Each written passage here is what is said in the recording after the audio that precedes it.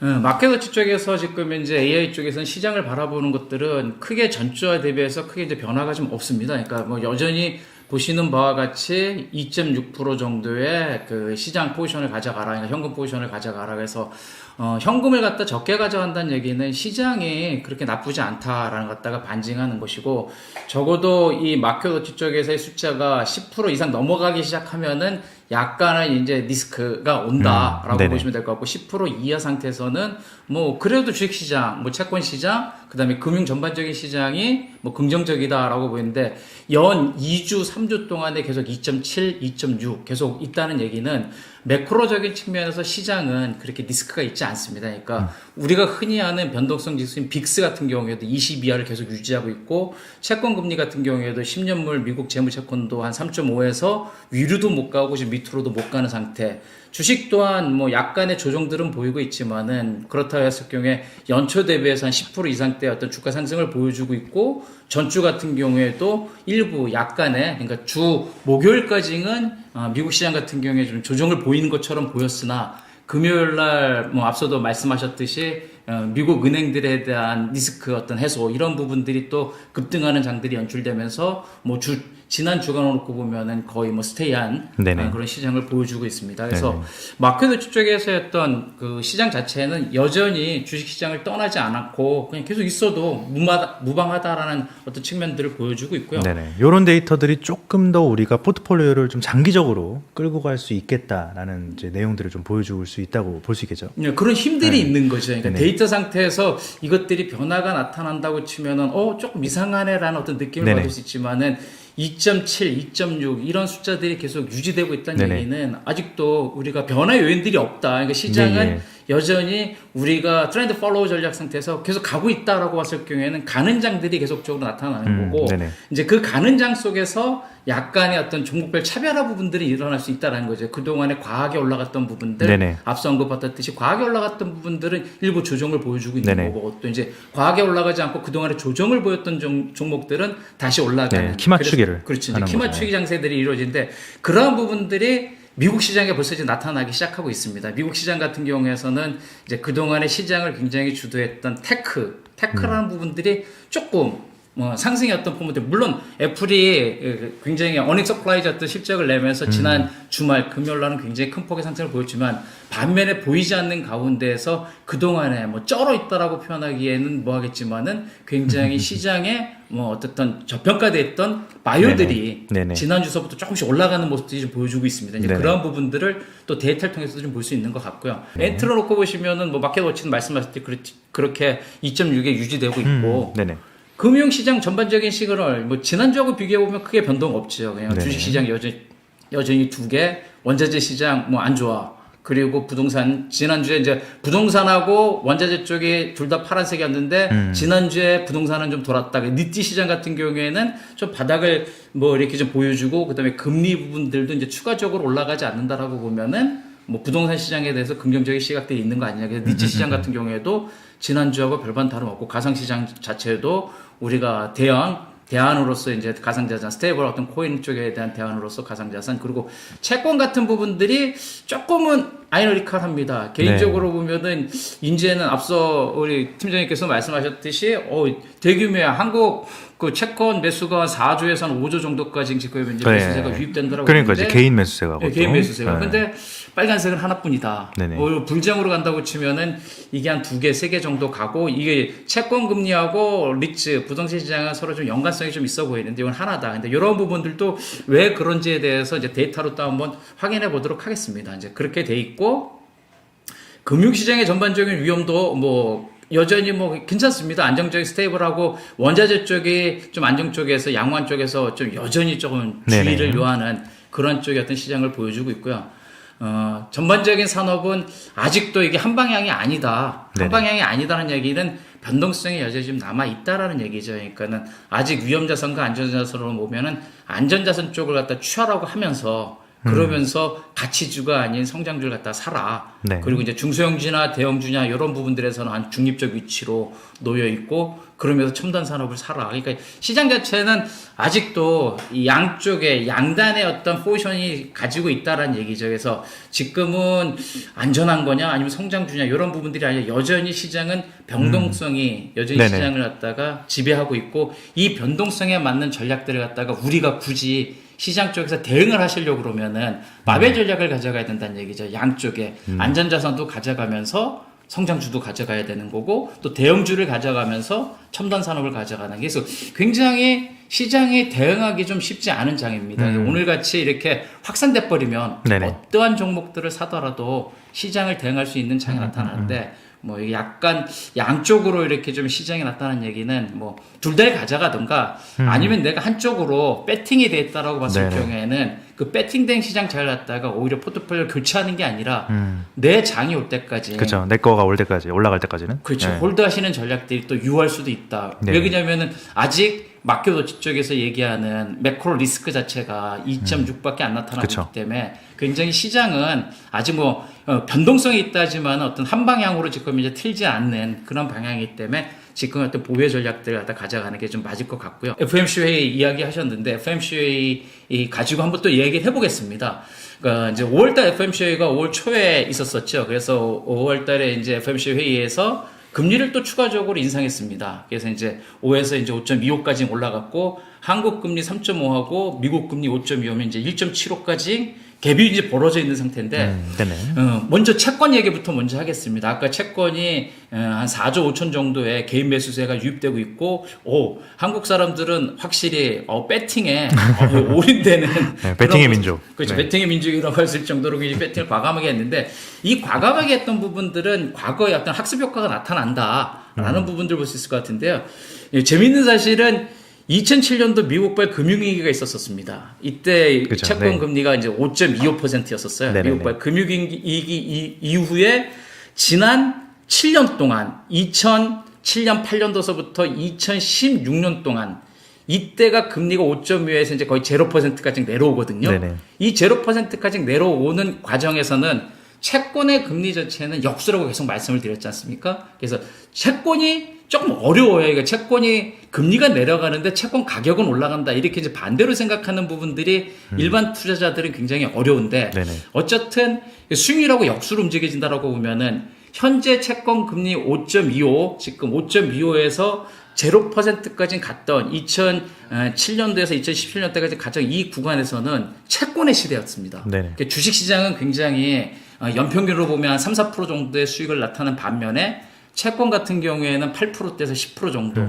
이러한 어떤 과거의 학습 효과가 나타나다 보니까 지금 오른쪽 끝에 보시면 오늘 지금 채권 금리를 올리면서 미국발 FOMC에서 이제 5.25까지 올렸죠. 네. 5.25까지 올라갔던 요 수준이 지난 2007년도 우리가 금융위기, 미국발 금융위기 맞기 전에 이제 그 수준하고 이제 동일한 수준까지 올라와 있거든요. 그리고 그 이후에 지속적인 어떤 금리 인하에 따른 채권 수익률 어떤 채권 가격의 어떤 상승 부분들이 지금 다시 한번 과거의 어떤 그런 부분들이 학습 효과가 나타나는 거 아니냐. 그래서 채권 부분들은 그런 적인 측면에서 지금 굉장히 많은 과감한 유동성 유입이 지금 되고 있고 채권에 대한 투자 부분들이 뭐 굉장히 많이 지금 활발하게 진행되고 있습니다.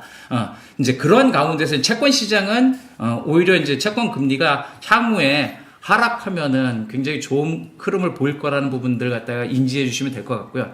지금 오늘 말씀드리고 싶은 부분들은 이제 더 이상 추가적으로 금리를 인하할 거냐라는 부분들에 대해서 앞으로 이제 퀘셔널이거든요. 네네. 5월 달에 이제 어떤 5.25 정도의 어떤 베이비 스택으로 올렸었는데 이제 6월 달 이후에 과연 금리를 동결 내지 인하할 거냐라는 부분들에 대해서는 조금 시장이 너무 라이브하다. 라이브하다는 표현이 조금 이상하게 될지 모르겠지만은 과거 2000년대 이후에 세 차례의 어떤 금리 인하 사이클을 놓고 봤었을 경우에 1차 우리가 이제 금리 인하했던 2005년서부터 2001년 2000년 5월서부터 2001년 1월까지는 보시면은 한 8개월 정도 스테이하게 좀 유지된 다음에 그 금리 인하를 했고 또 방금 말씀드렸듯이 금융위기가 있었던 2007년도에서도 15개월 동안 금리가 또 유지되는 가운데 인하했고 그다음에 그 3차 위기인 어떤 그 양적 완화가 양적 긴축으로 돌아가면서 다시 또 인하했던 2019년 8월 이후에서도 또 대략 7개월 정도 동결되면서 인하했던 부분들이 있다라고 보면은 지금 현재 5월 달에 우리가 지금 베이비 스택으로 5.25까지 올라갔던 부분들이 바로 인하하기는 어렵다. 그렇죠. 그래서 상당 기간 동결의 기간들이 좀 필요하다라고 보면은 우리 과거 7개월이냐 아니면 15개월이냐 아니면 8개월이냐 이런 정도의 차이는 있겠지만은 적어도 우리가 물가가 떨어진다든가 이런 부분들을 확인하는 시간들이 좀 필요하지 않겠냐고 보면은 동결 기간의 어떤 시간들이 좀 필요하다. 그래서 데이터 분석적인 측면에서도 우리가 좀 약간의 어떤 그 조정기라는 부분들이 좀 필요할 걸로 보여질 것 같고요. 이러한 조정기 때 과연 주가는 어땠을까? 주식시장. 예. 그 다음에 또 마찬가지로 우리가 막 혹 금리 인하를 한다라고 보면 그게 과연 주식시장에서는 엄청난 호재로 작용될까? 네네. 그래서 데이터 과학, 데이터 사이언스적으로 우리가 한번 분석을 해봤습니다. 해보면은 1차 금리 조정기하고 금리 인하기로 놓고 봤을 경우에 1차, 2차, 3차 세 번의 기간들이 나타났는데 이제 1차 조정기에 8개월에 기간 조정 우리가 그러니까 금리 동결이 유지되면서 네네. 놓고 봤을 때 1개월의 주가가 한 4%, 3개월의 주가는 한 6%. 네네. 그리고 이제 마지막 6개월의 주가는 약간 소폭의 마이너스 한 2.8% 정도의 마이너스를 보였는데 네. 어쨌든 금리가 고점을 찍고 동결되는 그 시기까지는 주식시장이 굉장히 펌하고 강하다. 네네. 그래서 뭐 1개월 정도 전체적으로 평균을 낸다 하더라도 한 4, 5% 정도의 평균 수익률, 3개월 정도의 어떤 평균 수익률 같은 경우에도 한 5% 정도 이상의 어떤 평균 수익률을 갖다가 나타나는 걸 보여주고 있기 때문에 우리가 금리가 지금 이제 고점을 찍고 동결된다라고 보면 여전히 주식시장에서는 아직도 우호적인 환경이 네네. 작용될 가능성이 있다. 네. 이제 막 시작이다 약간 좀 그런 느낌인가요? 그렇죠. 이제 6월 달에 과연 이제 동결할 거냐, 아직도 추가적인 인상을 또 할 거냐, 네네. 아직도 좀 남아 있거든요. 근데 이런 부분들에 대해서도 다음에 또 말씀을 드리도록 하고, 그러면 이제 역설적으로 과연 금리 인하를 하면 과연 주식시장에서는 긍정적으로 작용했나? 오히려 이 부분은 조금은 리스크하게 좀 작용되고 있다라는 그쵸. 부분이죠. 그러니까 금리 인하를 한다는 얘기는 경기를 부양하는 부양책의 일환이거든요. 통화정책 상태에서 부양책의 일환이기 때문에 오히려 금리를 인하한 그 시점서부터는 한 달 뒤, 3개월 뒤, 6개월 뒤에 주식시장은 마이너스로 전환되고 있다. 네네. 그래서 오히려 지금 고점을 찍고 금리가 동결되는 그 시간에서는 리스크를 갖다가 우리가 온해도 되지만 우리가 그 위험자산에 대한 투자를 해도 되지만은 오히려 금리를 갖다가 인하하는 어떤 시그널이 나타난다고 보면은 적어도 한 몇 개월 동안은 주식시장을 조금은 보수적인 입장에서 바라봐야 되는 그런 장이 나타날 걸로 보여주고 있고요. 이러한 부분들은 이 표를 보시면서 한번 참고해 주시면 될 것 같고요. 지금 5월 달에 또 특히 FOMC에서 중요했던 그 어떤 문구 같은 경우에는 Additional Policy Firming이라는 금리 인상 추가라는 부분들을 갖다가 이번에 파월이 이제 지웠죠. 맞습니다. 그래서 이제 추가적인 금리 인상은 뭐 좀 제한적일 가능성이 있다라고 얘기를 하지만 그렇다고 금리 인하에 대한 얘기는 안 나왔거든요. 네네. 그리고 금리 인하를 한다 하더라도 앞서도 말씀드렸듯이 뭐 기간 조정은 좀 필요하다. 적어도 네네. 개인적인 생각은 7개월에서 한 10개월 한 1년 정도의 어떤 기간 조정 이후에 한다라고 아마 이제 내년도 미국에서 이제 뭐 대선 있으니까 대선도 또 있죠. 예, 그거 때까지는 좀 이제 멈추지 않을까. 어떤 그렇죠. 정책들을 네, 그렇죠. 정치적으로 보면요. 정치적인 뭐 예, 예. 폴리시한 부분들이 여기도 작용되니까는 네네, 그죠.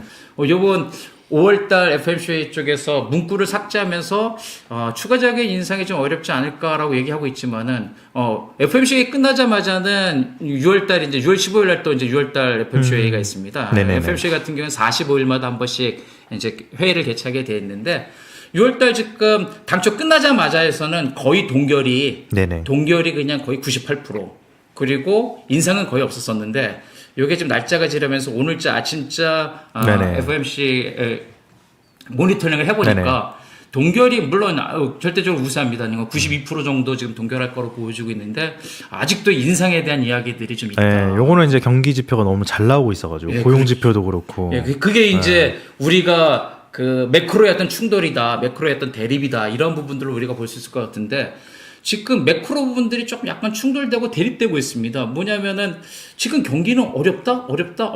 그래서 금리를 인하해야 되는 거 아니냐라고 지금 이제 그동안의 사람들의 생각이었었는데 그러니까요. 막상 뚜껑을 열어보니까 미국 고용보고서 같은 경우에 실업률이 그러니까요. 지금 이제 1969년 네네. 이후에 사상 최저입니다. 이게 3.4% 정도의 실업률 나타내주고 있고 고용도 지금 당초 예상은 18만 명 정도 증가할 걸로 보여졌는데 한 25만 명 정도 증가하고 있고 네네. 그래서 고용 쪽에서 굉장히 지금 이제 뭐 서플라이즈였던 상황이 계속 유지되고 있고 또 시간당 임금도 또 늘어나고 있어요. 그러니까 고용 쪽에 대한 어떤 지표 자체는 경기 침체를 갖다가 이야기하지 않고 있거든요. 그러다 보니까는 우리가 경기가 침체가 안 되는데 왜 금리를 그죠. 갖다가 뭐하러 우리가 인하냐. 내려야 되느냐. 그러니까 이 부분하고 또 뭐 앞서도 말씀했듯이 미국 빅테크 어떤 기업들의 실적들이 서플라이즈예요. 그러니까 거의 대부분의 빅테크 실적들 발표를 하고 있는데 대부분의 기업들이 예상치를 상회하고 있다. 그래서 이 빠져야 되는데 실적이 떨어져야 되는데 하면서도 실적이 늘어나고 있는 이런 부분들이 있고 소비자 물가 지수 같은 경우에 이제 이번 4월 10일 날이니까 오늘이 8일이니까 이틀 뒤에 이제 발표를 하겠죠. 이제 요 부분을 보면서 파월은 그 앞으로의 어떤 금리 부분들에 대해서 6월달 회의에서 내가 좀 금리를 동결할 거냐, 올릴 거냐, 내릴 거냐 한다고 했는데 소비자 물가 같은 경우에는 일단 9%대 어떤 고점을 찍고 지금 이제 네. 5%대까지 내려온 건 사실입니다. 네. 근데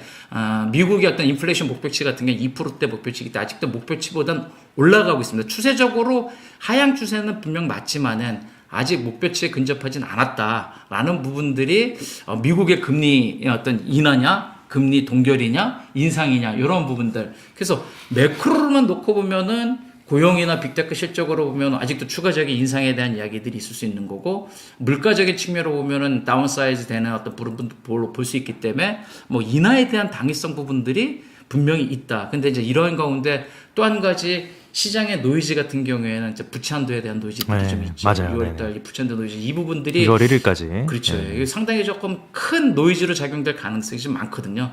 예. 그래서 지금 4월 10일, 죄송합니다. 저게 4월 달이 아니라 5월 네네. 10일이죠. 5월 10일 날 발표하면서 부채한도까지 놓여 있는 5월 10일 이후에 부채한도까지 가는 이 장은 저희들 에인트에 있는 시그널처럼 양방향 쪽에 지금 시그널들이 계속 나타날 가능성이 좀 있다. 그래서 변동성 장세가 여전히 유효하다라고 좀 말씀을 드리고 오늘 한국 시장을 보면서 약간 긍정적인 시장으로 작용될 수도 있다라고 좀 보여지긴 하지만 이런 부분들 여러 가지 매크로라든가 에인트의 시그널 놓고 보면은 여전히 조금은 변동성 장세가 유지되지 않을까 네네. 그렇게 조심스럽게 전망을 하고 있습니다. 네네. 저 시장의 그 마켓워치의 어떤 그 현금 포지션 요 부분들하고 섹터별 그 어떤 시그널 부분들 이런 네네. 부분들 갖다가 주의 깊게 보시면 시그널들이 미리 지금 나타나는 거죠. 그러니까 마켓 쪽에서 2.6%에 있는 현금 포지션이 이게 3, 4 네네. 주간으로 계속 움직일 거거든요. 네네네. 이런 부분들이 움직이게 된다라고 보면 시장은 노이즈가 나타나고 있다라는 부분들로 이해하시면 될 것 같고 네네. 또 그런 가운데에서 우리가 보고 있는 산업 섹터 시그널 부분들이 뭐 한쪽으로 저게 계속 2나 3 정도 한 5 정도 이하에서 유지하면서 뭐 한쪽으로 위험자산과 성장주와 중소형주와 첨단 산업과 이머징 시장 쪽으로 몰려 있다라고 보면은 시장의 매기는 확산된다. 그래서 그럴 경우에는 보다 더 적극적으로 좀 시장이 대응해도 되는데 지금 현재 아까도 말씀드렸듯이 매크로 데이터라든가 이런 놓고 보면은 당분간은 또 네네. 부채한도 노이즈라든가 이런 부분들을 놓고 봤을 경우에는 시장의 노이즈 그 다음에 섹터별 어떤 변동성 장세가 좀 계속적으로 유지되지 않을까 그렇게 좀 보고 있습니다. 네네.